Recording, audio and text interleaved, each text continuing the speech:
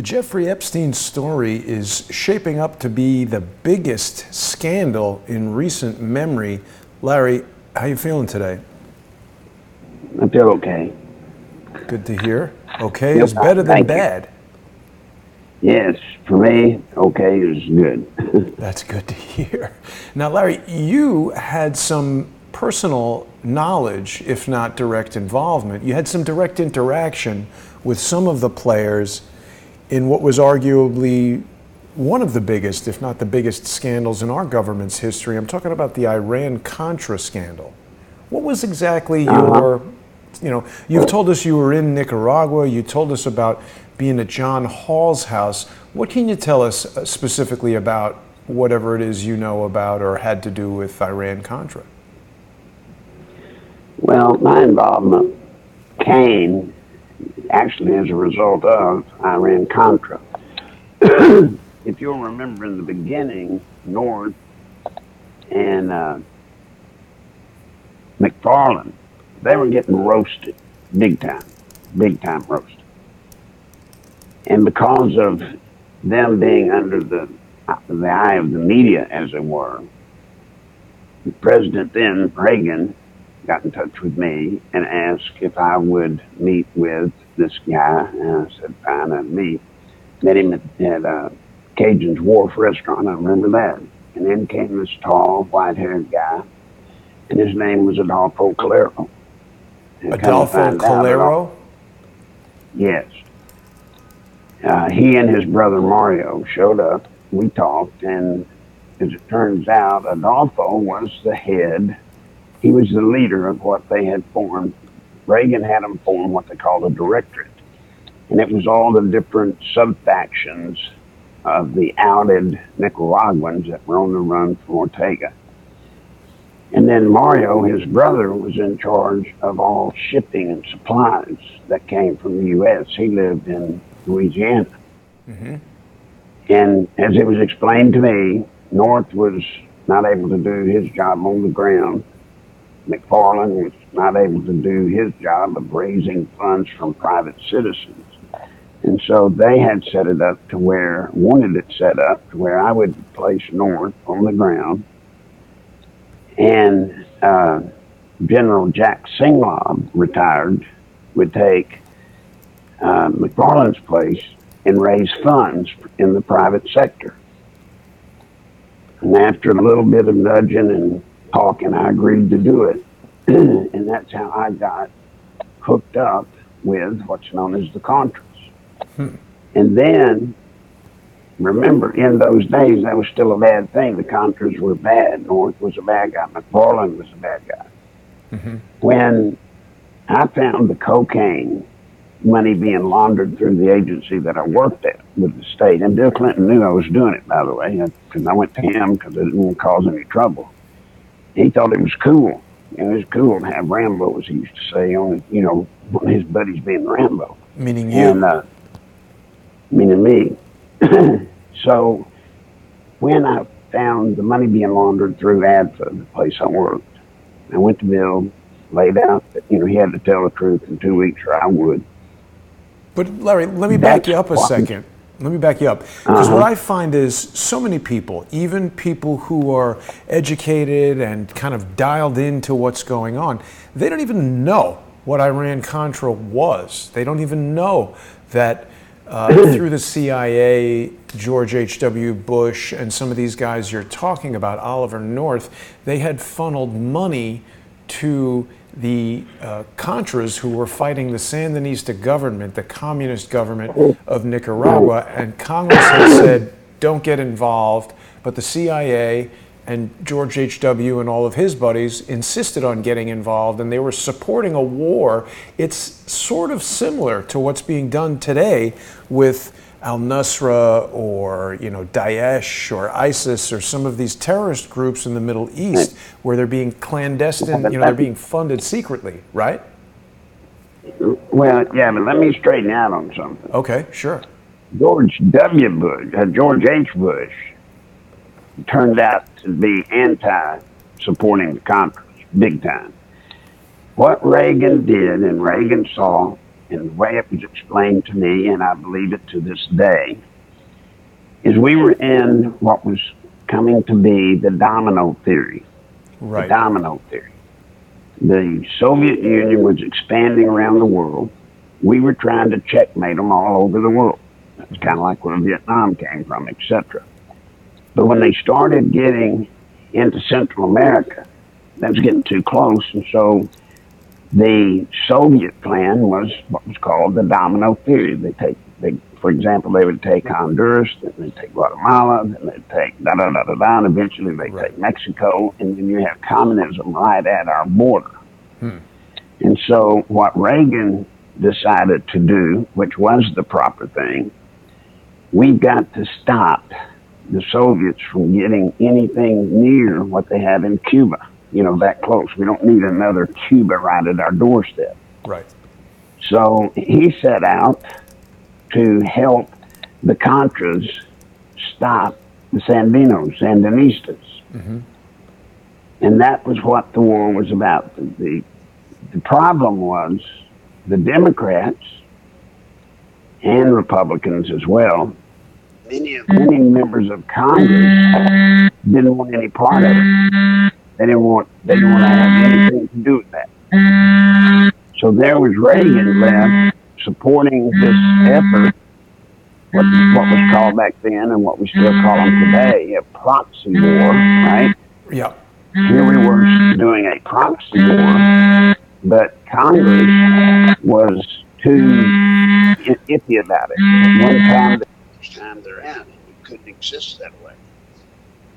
Right. And so when I got involved, it was my job to organize the troops on the ground with their general on the ground, who was Enrique Bermudez, who, by the way, I was standing beside in, I think it was Miami. We were in front of a hotel, and the car came by and killed him. Right. Holy cow. Wait, what was this guy's name? Enrique what? Place to be. And the other thing that they wanted me for was the media in this country. There would be, let's say there was a busload of kids and nuns that the Sandinistas blew up and killed everybody. But they had it so that by the time it hit the press here in America, it said the Contras blew up the bus and killed everybody.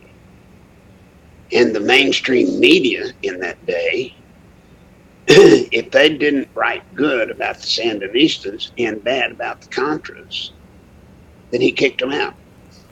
They weren't allowed to stay. Bolanos kicked them out. So the whole Iran Contra, I was not a part of. I wasn't. I'm after it. Okay. Larry, can you hear me? I think you got a phone call and it somehow screwed up the phone. Can you hear me? Uh-oh, I'm going to have to call you back. Something knocked us off. No, you're still there. Can you hear me? Can you hear me? Oh.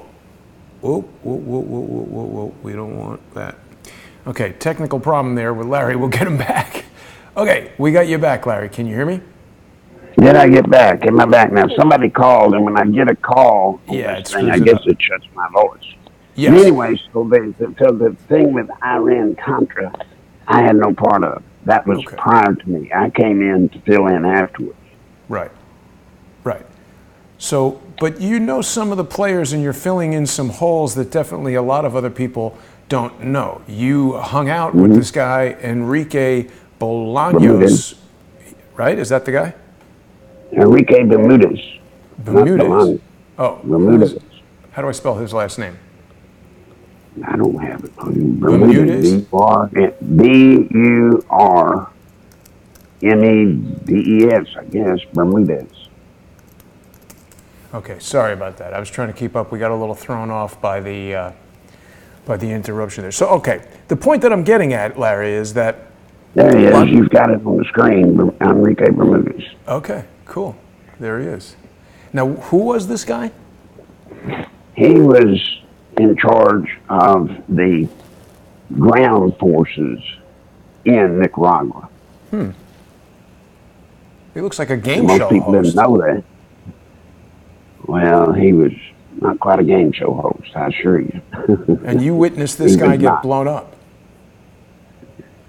Yeah, in a hotel, yeah. Wow. That's really a heavy-duty thing. So really, the reason I wanted to give everybody that background is because we want to talk some more about some of the players that were involved. William Barr, our current Attorney General, obviously was first the Attorney General under H.W. Bush, and people have had a lot of questions about some of his associations in the past and how that might play into what he's doing now as Attorney General. I found this photo of, I guess this is the H.W. administration. We see some familiar faces here. Dick Cheney, of course. Now, who is this guy? Is this Caspar Weinberger? I can't tell. On my screen, it's too small. I can't see. Who is that guy? People know who that is. Could be. Looks like him, I think. Well, there's a lot of swamp creatures here, and of course, a very young William Barr was the Attorney General. His smile doesn't quite look authentic, but he is smiling. I don't know how he feels about his time there with H.W. Bush, but there's a lot of controversy surrounding some of the pardons of the various individuals who were involved in Iran Contra. So few people know about it. It's the type of thing that really should have brought down H.W. Bush, because in addition to all the political machinations that they were trying to, basically change the government there, Jim Baker, people are saying, is who that was. That's right. That makes sense, yes. There was this triangle trade of guns to Iran, money to the Sandinistas, and then cocaine coming back into the United States through Mena, Arkansas, the money being laundered, as you've told us, through ADFA, the Arkansas Development and Finance Authority. And this is where you sort of confronted Bill Clinton and said you're not into the cocaine stuff. But yet everybody was pardoned. This should have destroyed so many careers and brought so many people to justice. I think people are concerned now, Larry, when it comes to the Jeffrey Epstein case. Some of the same players are in place, specifically William Barr. And people are becoming increasingly concerned that there may be, similar to what we saw with Iran Contra, a decided lack of people being held accountable. What do you think about that? Well, let me tell you, William Barr is coming to a point where we're going to know pretty soon. We are going to know pretty soon whether he is reformed and trying to do right, or if he is still part. I mean, that picture and all you're talking about with Iran Contra and the lack of prosecution. Yeah. Oh, did we lose Larry again? Larry, have I got you? Technical difficulties today. Can you hear me, Larry? I think you might have hit mute. So we can try to get Larry back there. What's going on here? We lost Larry. Larry. We can't hear you, Larry. Mute. All right, sorry, folks. We're going to try to get Larry back here. Let me see what we can do to get Larry back, because this isn't working here. You know, we always try to improve the show in a variety of ways. I was hoping for better sound quality and also to share some picture elements with Larry there, but it's not going to work. So we'll try the old method here. Boy, it's one thing after the next, isn't it? Larry, let's get Larry on the line, and we'll be right back with that. Okay.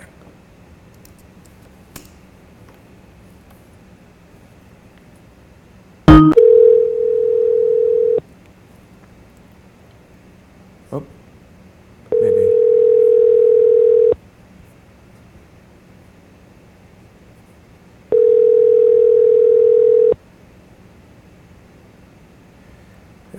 Sorry, Larry. Hey, Larry.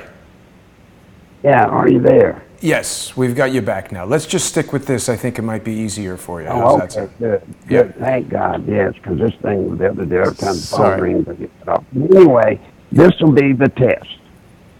This will be the test. And if he passes on prosecuting McCabe, then we will all know that his job that he's planning on doing is simply putting everything on ice until people start to forget about it or it goes away. Right.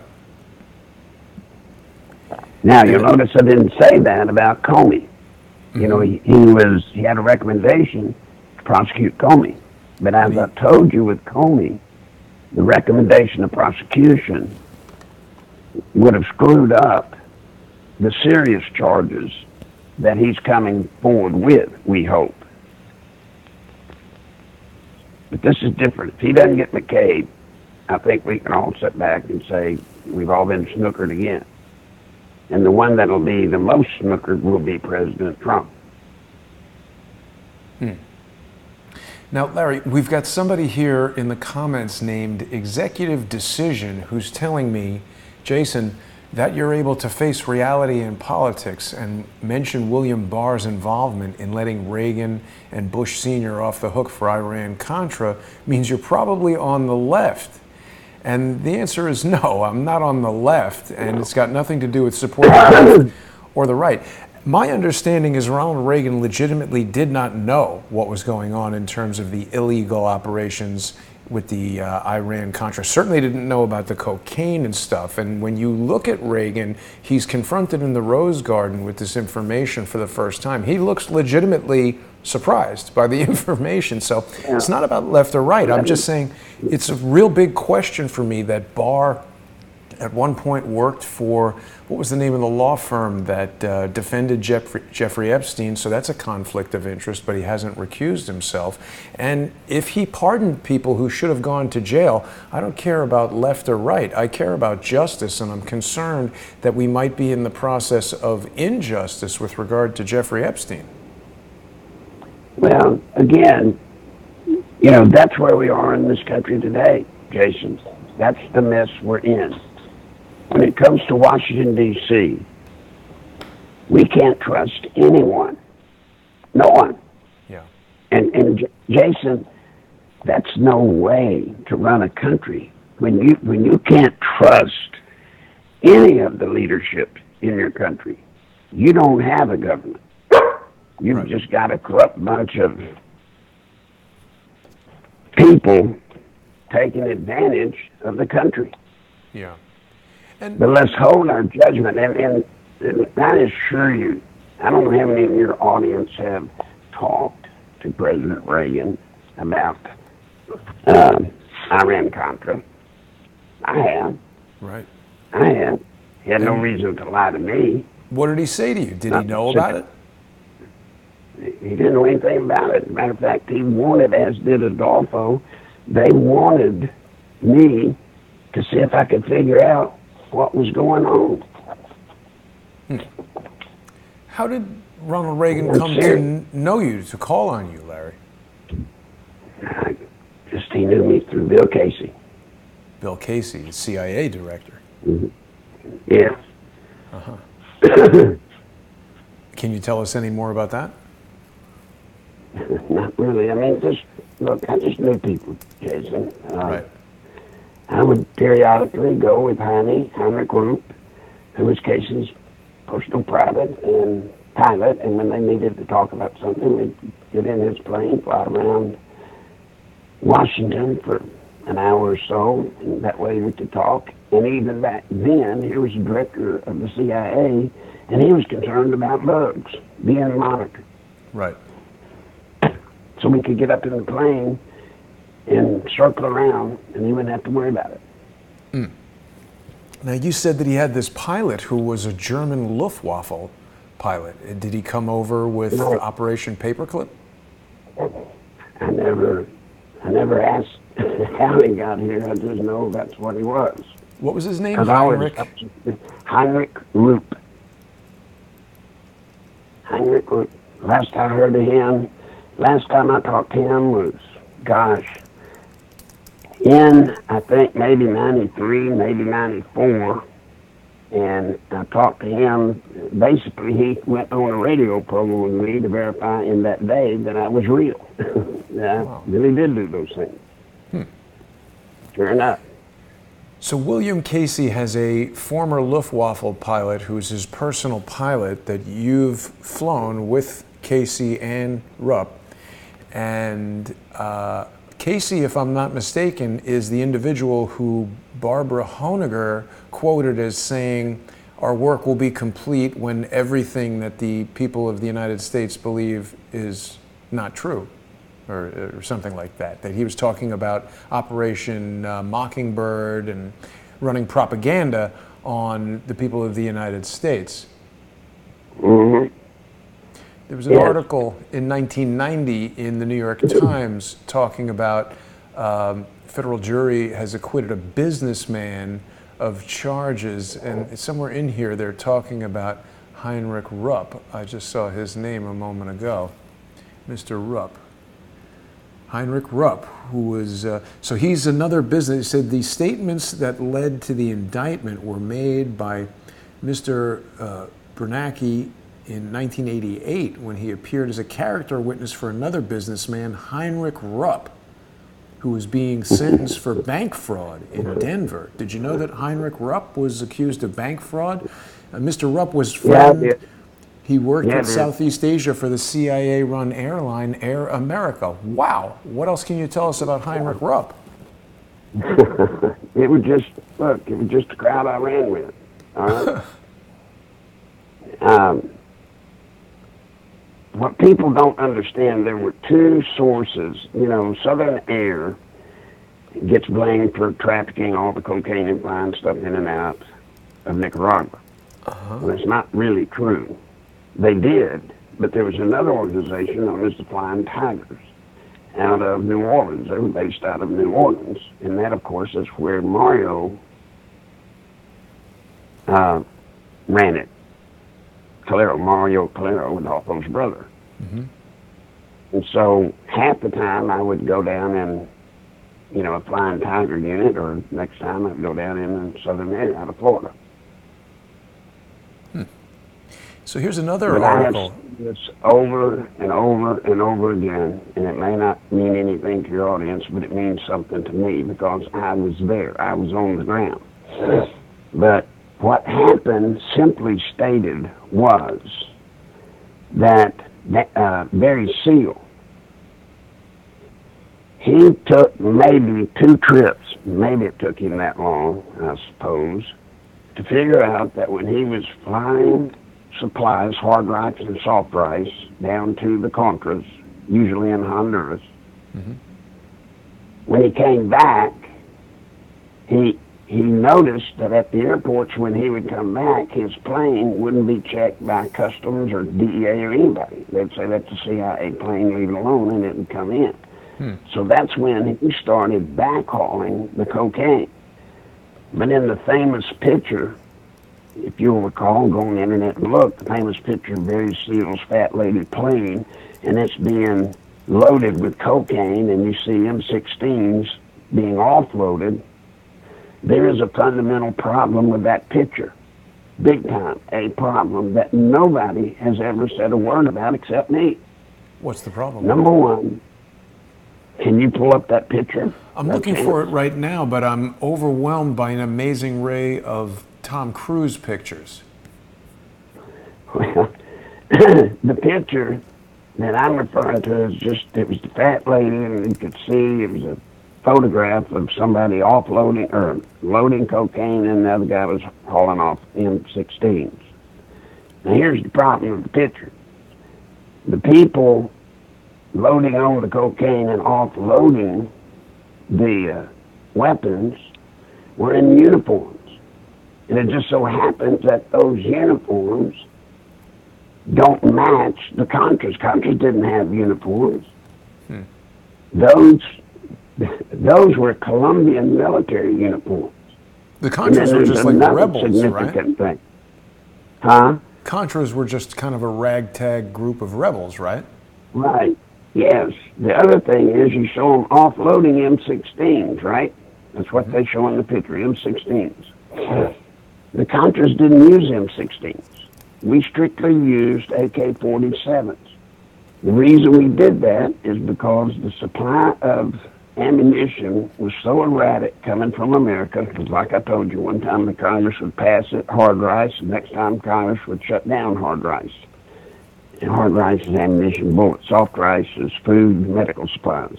Right. So we couldn't use M16s. We had to use AKs so that we could scrounge for ammunition from the enemy.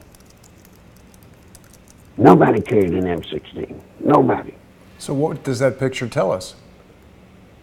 Just exactly what I told you since day one. SEAL and people involved with him, they would fly down, take the stuff to the Contras, and then on the way back, they would stop off at either Colombia or Panama, load up with drugs, and then come back here and their planes would never be checked. And then when they came to New Orleans, they left New Orleans and came to a place called Mena, Arkansas. Good little runway there. That was the operation. And it was such a huge operation, right, Larry? I mean, it's still being covered to this very day. The people that were involved, Phil Marshall, for instance, he was murdered shortly after he wrote several books about 9/11. Well, it's been officially dubbed a suicide, but many people believe that he was murdered. Look, that was a huge, huge drug operation. Just through the state agency I worked with, using Dan Laster's Laster and Company brokerage firm as the conduit, we ran, I had proof, turned it over to the FBI and everybody else that wanted to see it at the time, 100 million plus every month of drug money came through that state agency. ADFA. ADFA, yes sir. Wow.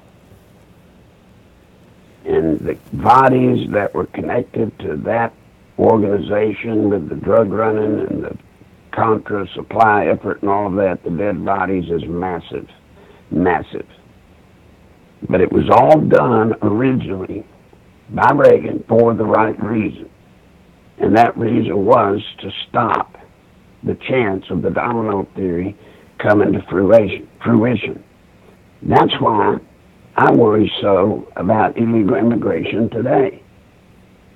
I'm not so sure that we're not living through the domino theory today with hundreds of thousands of illegals coming across that southern border.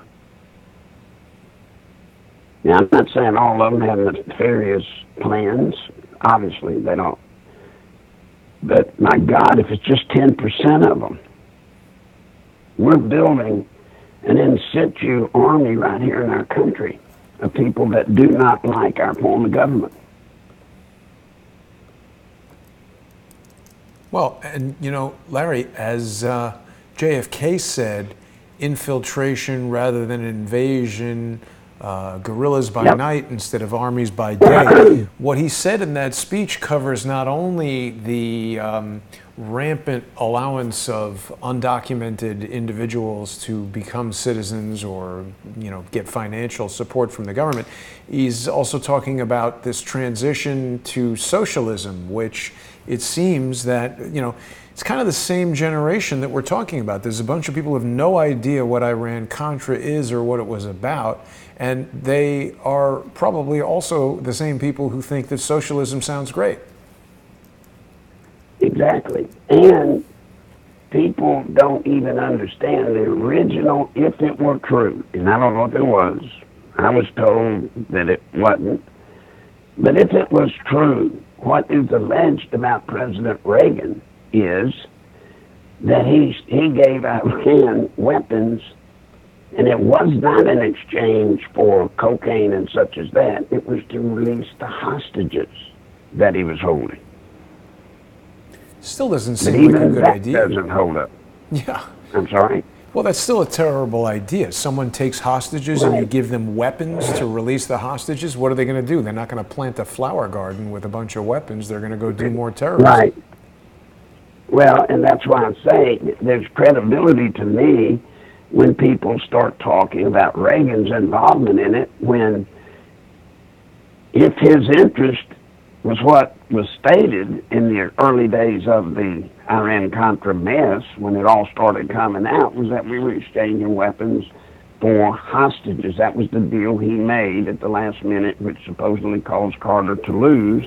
Right. Was because he had made a deal with the Ayatollah to release the hostages in exchange for supplies of weapons or whatever it was involved in that. And none of it's true. None of it holds up. Now, does that mean there was not stuff going to Iran illegally?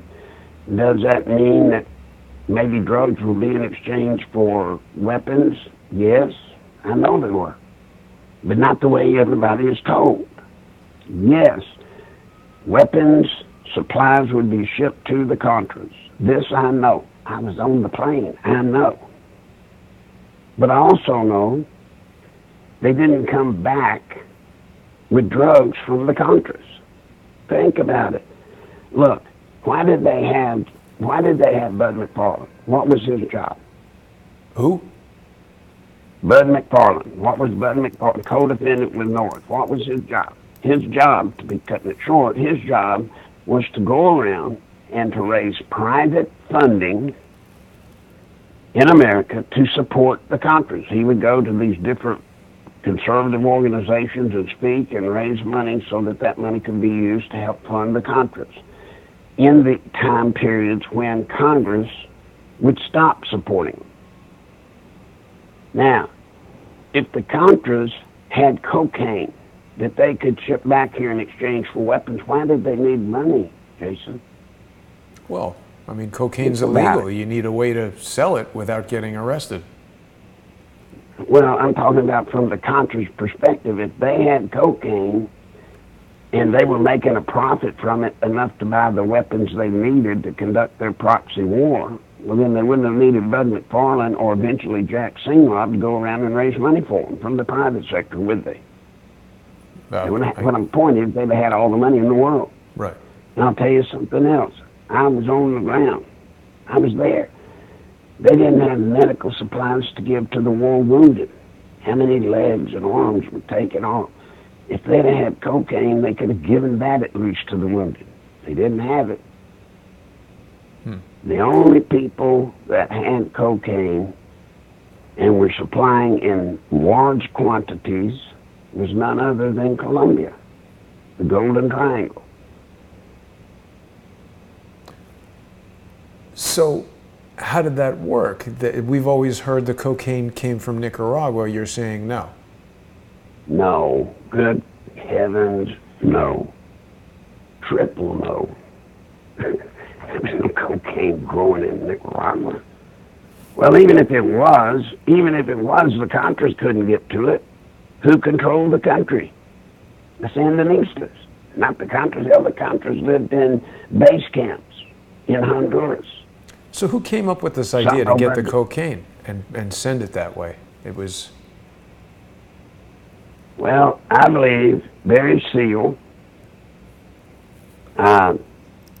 I believe Barry Seal got connected some way with some players with the CIA. This is conjecture on my part. I cannot prove it. Right. I can prove he brought the drugs back, and I can prove he took supplies to the Contras, but I can swear to you he didn't bring stuff from the Contras back here that had cocaine or anything else in it.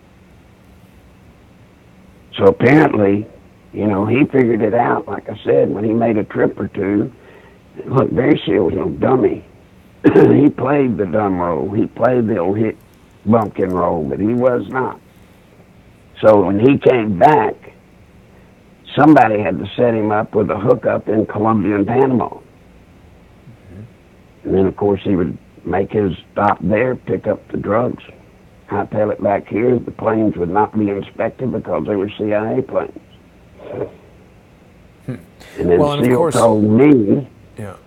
Barry Seal told me that the reason, you know, he had to not do it in Louisiana was because Edwin Edwards wanted 20%.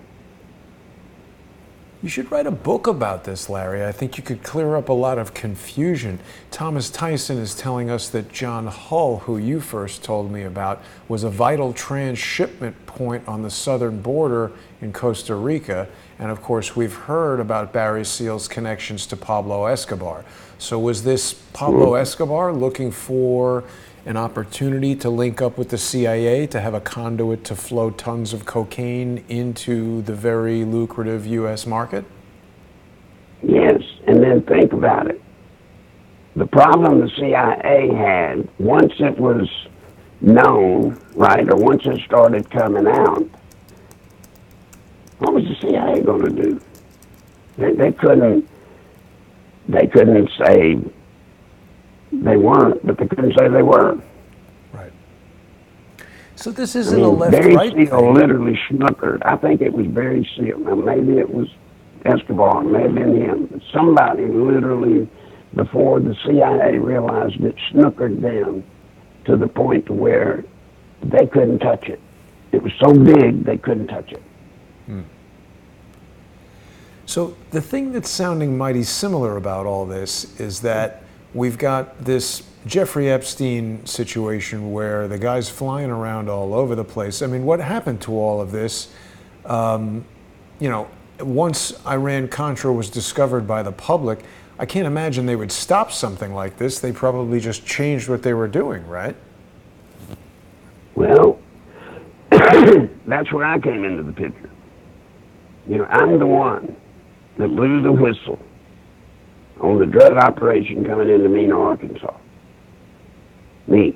And I had a lot of big people really mad at me, and you saw what I keep next to me, right? Yep. And there's a reason, because there are things that I know to this day that I wish were not relevant to some people, but they still are. I mean, this is a dangerous racket, buddy. And I'm not going to write a book about it. I want it to go away. I don't want to talk about it. I want it to disappear. I want it to never have happened. Well, but it did happen. Well, it did, and I'm sorry. And but I did my part.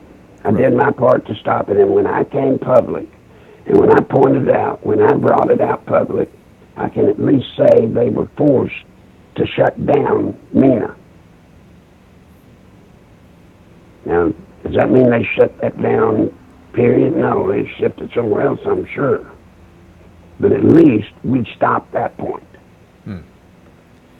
So Larry, doesn't it stand to reason, I mean, there's certainly people who are out there thinking that if William Barr was the fixer for Iran Contra in the 1980s and the 1990s, he's arriving at the perfect time to be the fixer for this, even if it has no connection directly to Mena, Arkansas, or the Iran Contra scandal. Certainly, Bill Clinton was very involved in Iran Contra as the governor of Arkansas, and you've told us he was directly involved in the operation in Mena. We've heard tons of stories about Bill Clinton's cocaine use, and obviously many people, firsthand witnesses, Jeffrey Epstein himself, have said, even Clinton said he was on the jet. He's obviously close to Epstein. Is William Barr brought back now to continue covering up? I mean, by all counts, this Iran-Contra incident is one of not only the most horrendous examples of government corruption, it's one of the most sophisticated and evil examples of organized crime in human history. Well, no. The best example of organized crime in human history is what's going on right now with the soft coup that's going on in our country today. It's many of the same players. We are literally months away from achieving the goal that the communists have had forever, which is to transform us into a socialist country. We're months away from it, Jason. That's where we are. We're just months away. Now, Barr, I understand Barr when he was back in that day. In that day, the system was so strong as it is today, but it's been weakened thanks to President Trump. But back then, if you had any intention of having a career in Washington, D.C., then you had to do what you were told, and there were people that did skate, and it was your job to make sure they skated. Now the question is, just like with me, can you ever change? You know, can you? This is Barr's swan song. You know, he can't go back and redo the mistakes he made back then, that he was under pressure, I'm sure, from the system to do. He can't go back and fix those, but I tell you what he can do. He can do right this time. This time.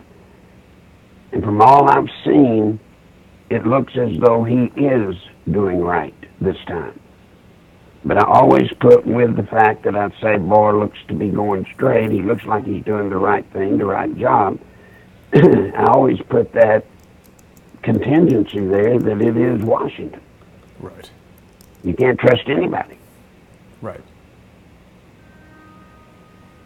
But I was told by someone very, very close to him, Barr himself, that in this particular situation, having to do with this coup, its origin, dating back and connected in writing straight to President Obama, to present,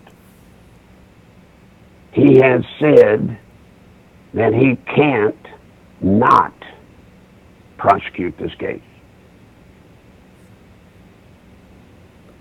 But what does that mean? I mean, when you say prosecute this case, you're talking about the coup, but we don't know what's going to happen with Epstein. I mean, these seem like they're directly connected. Look, Epstein is insignificant to me, except for one thing.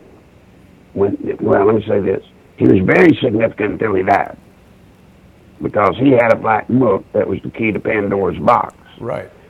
Now, what Barr has to do, by all legal opinions that I think you can get from most people that are qualified, what he can do now is only monitor the civil cases against Epstein's estate to the point that it brings forth people that he can prosecute that were enablers, let's call them, for Epstein. Mm-hmm. But he's not going, he is thoroughly beyond belief, I'm told, mad as hell about how Epstein was allowed to die while in custody. Now that's got him bitter, and he plans to prosecute to the nth degree any and everybody involved. And the people, like the two guys as an example, the two guards that supposedly slept through it and then falsified their records saying that they were there every 30 minutes. Ordinarily, falsifying a federal document at that level, that tight, just gets a slap on the wrist in a week or two of paid or unpaid leave. Those two guys this time are going to get the full extent of the law, which is 20 years, for falsifying a federal record. Well, I hope that's true. I mean, we're hearing that the guards are not cooperating as recently as last week. I mean, I think people are, they want what you're saying to be accurate, but people are feeling a little bit concerned because we haven't seen any photographs of the jail. We haven't had a press conference from the DOJ here in the Southern District of New York talking about, we've had no explanation of how this alleged suicide happened. We haven't seen the body. We haven't seen an autopsy. And then just going back to that earlier comment from one of our viewers in the live chat, this isn't a matter of left and right, because Bill Clinton was right in there with George H.W. Bush on Iran Contra, and we've got a mix of left and right dealing with Mr. Epstein. So it does seem to sort of straddle all these different incidents. Well, look, there is no left and right. In Washington, D.C., I get so fed up with it. I get fed up to the hilt with it. There's not a left and right. There's not a Republican Party. There's not a Democratic Party. You're either in or you're not. Right. You're either in or you're not. Now, they play the game of dividing and conquering, so, fine. But there's not. And all we can do today is hope that over these recent few years, that some fairly clean people have made their way into Congress and are able to give us at least some representation from somebody that's not just in on the take. Or may, but I can't swear that we're going to see that yet. It's too early. Mm-hmm. But as far as Epstein, I'm the first one to tell you, that's weird. The medical examiner just puts out their summary and that's it. That's it. All she did is put out a summary. Well, that means that nobody else can determine whether that was a real answer or not. Right. Now, as far as the two guards not cooperating supposedly with Barr or whatever, that should not be unexpected. They're facing criminal prosecution. They're not going to voluntarily cooperate if they've got an attorney at all that's halfway worth his weight in a degree. He's not going to let them work with them voluntarily. But I assure you, they will end up working and cooperating. But it will be under duress. It will not be of their own willingness. Right. We haven't heard anything more about those two guards. I mean, I would like to see an attorney general who would swoop in himself, hold a press conference down there in the Southern District at the U.S. Attorney's building, name those two guards, tell us what's going on. It just feels like a lot of talk and not a lot of action. People in our comments right now, Larry, they're very divided over what they think of Barr. I think a lot of people have rallied around Barr, people who support President Trump, because they feel like he was perhaps behind the termination of the Mueller investigation, but then there are people who say that Barr is covering things up, and that's what he does.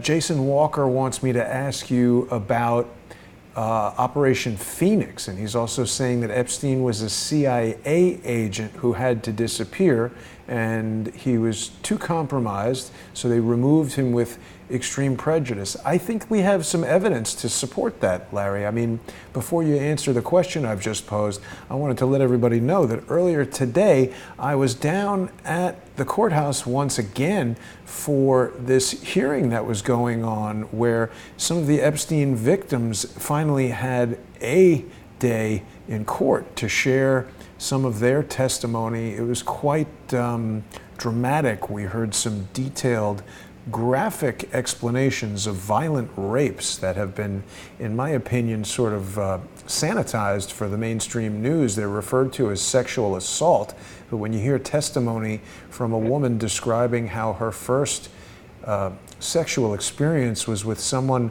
who held her face down and forcibly penetrated her, that is a violent attack that needs to be fully understood. So it's very strange to me that we haven't seen Jeffrey Epstein. Those photographs of him on a gurney don't look like him to me, and I think a lot of people are rightly concerned that there's a cover-up underway. You know, Jason, it does you no good, or any of your listeners any good, for me to comment like about Phoenix and other things, and Epstein being a CIA agent, et cetera, et cetera, et cetera. Guys, it doesn't do you any good for me to comment on stuff that I don't know about. Right. I just don't. I don't know if he was. I can't say he wasn't. I can tell you with a good deal of trust, the man is dead. Now, how he got there is still up for question to me. I don't think he hung himself by leaning forward. And even in the summary, enough things were leaked out to make me know that it couldn't quite have happened the way it's summarized in that autopsy. It just couldn't. I say it couldn't. Maybe 1 in a million it could, but doubtful. Doubtful.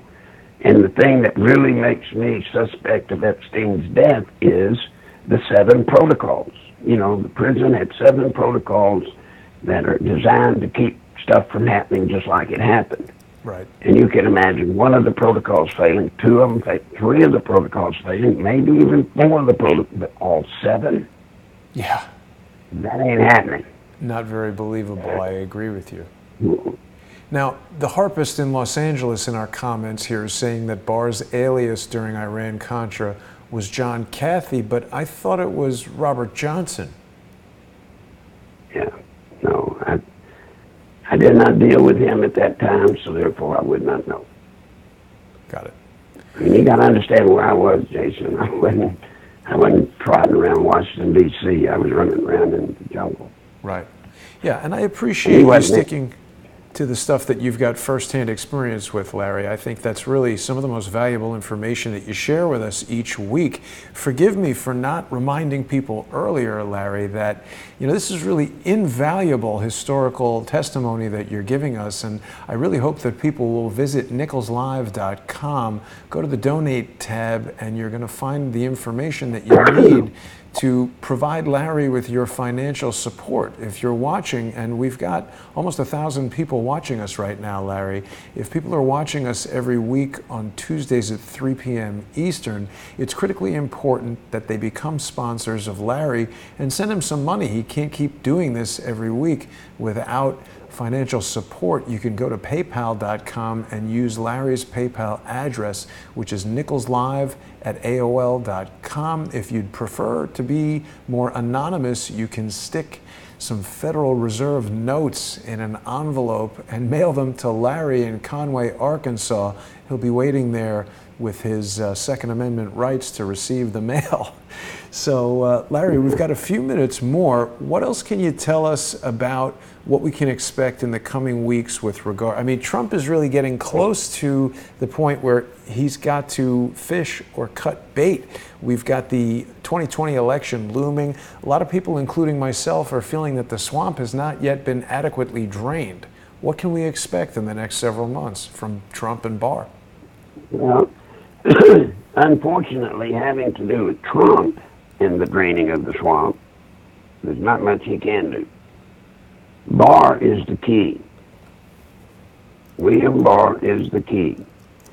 And he either properly goes forward with the evidence that I know he has, or he drops the ball and all is lost. Now, let me kind of give people a little bit of an insight as to how Barr got there. You may think President Trump handpicked him, correct? I mean, that's the man he picked, correct? Maybe. Well, yeah. The answer to that is, in a way, yes. But what actually takes place is he has a committee. And this committee goes through 100 people that have been recommended, and they narrow down all of these various and sundry people that have been recommended or whatever, and they get the list down to 3 or 4. And when the list gets to 3 or 4, then it's presented to the president. And from that list, the president makes his choice. Mm-hmm. Now, would I have chosen Barr? Maybe I doubt I would have. But I don't know who the other 3 people were that he had to choose from. Mm-hmm. But it is President Trump's call. He picked him. And if Barr turns out and crashes and burns, then we're finished. Yeah. Because what that'll mean is this coup, which is still going on, folks. Some of the major players are still running loose. Some of the major players are still actually in high-level places in the government. Right. It's still going on. And if Barr drops the ball, then 6 months to 1 year after January 2021, when all of these new people are sworn in and the president sworn in, we will be a socialist country. Wow. We have no choice. You know, Larry, I think a lot of people were a little bit disappointed that President Trump didn't pick Matthew Whitaker. He seemed like a energetic and relatively young guy to be holding that position. He spoke pretty tough words about the Clinton Foundation and the Clintons. I mean, we've seen basically no action, at least nothing discernible to the general public. We know we've got Durham, we know we've got Huber. Any progress that you're hearing about in these investigations in Arkansas and Utah and wherever they're going on? Yes.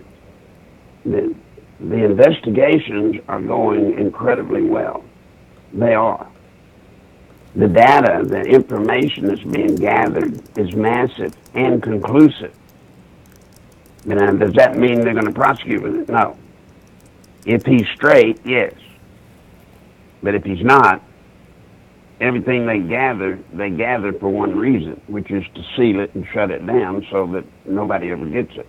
Yeah, that's the concern. So that's the risk we run. Yeah, I mean, that's the risk we run. But to date, I can tell you all, to date, I am more than satisfied with what Barr is doing and why. But I believe Andy McCabe is going to be the key to tell us the future.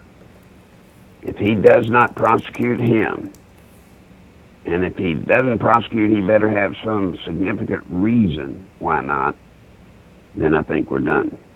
He's going to be on CNN, Andy McCabe. Yeah.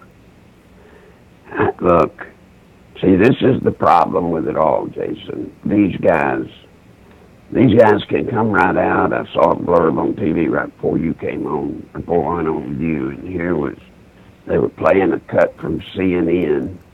I guess it was CNN, wherever he's going to work. And here was McCabe saying, I have never knowingly lied, to Congress or to the FBI, or da-da-da-da-da-da-da.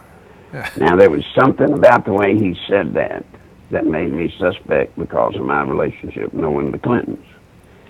He used the word knowingly. See, now there's that old devil, there's that thing that'll get you.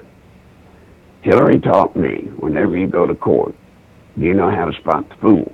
And I would say no, and she says it's the person telling the truth. Everybody else is lying. And then she said, if you don't want to get caught in a perjury trap, you can't remember. They cannot prosecute you because they can't know. No one can know what you can or cannot remember. And if you'll remember Hillary in her Whitewater testimony before the committee, some 200 and something times she said she couldn't remember. And what was funny about that is she could remember every word up to the second that this, whatever it was supposedly said or done. And she couldn't remember that little segment, but then she could remember everything after that. It was just this one little 30-second point that she just could not remember. Oh, it's amazing. Now, when I heard McCabe say knowingly, the way he said it, see a rerun of that clip yourself. He said, I've never knowingly, and it just reeks of the legal shuffle, that reeks of the lawyer shuffle, knowingly. Right. They've got these subtle bits of language they can stick in there that are sort of qualifiers that absolve them. That's right. Larry, we're just about out of time. I think people are rightly concerned about the history of Bush pardoning so many in the Iran Contra affair. I just wonder if there is an opportunity for a similar type of cover-up to happen that might prevent the prosecution of people who really need to be prosecuted. Larry, I want to thank you for joining me again today. Yeah, may I explain that? May I give my 2 cents about that, please? Please. Before we go. Yes.